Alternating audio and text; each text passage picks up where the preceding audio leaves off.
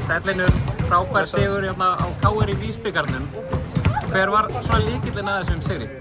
Ég held að séu alveg nokkrir hlutir. Við byrjum rosalega sterkt. Við erum að dreifa boltana vel. Ég held að við séum með 14 assist á móti 4 í hálfleik. Við treystum okkur annari og spila vel saman.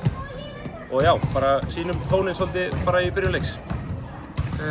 Rebekka í KR átti ekki góðan leik í dag. Var það eitthvað svona gameplan að taka hana út kannski? Já, ekki góðan leik. Hún skorar kannski 2 stig en hún samt leikur alltaf sitt að mörkum og við leggjum mikið upp á því að stoppa hana og dræfið henni og lifum með kannski einhverju öðru en það hefnaðist vel í dag.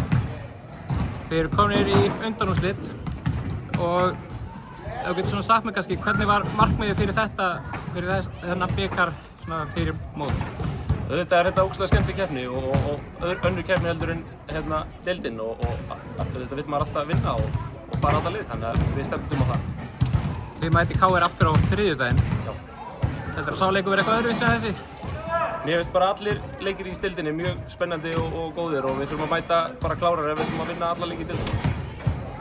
Dómararnir leyfðu svona leiknum að vera svona dálítið fysikalinn í dag. Já. Það er eitthvað sem hentar liðinu vel?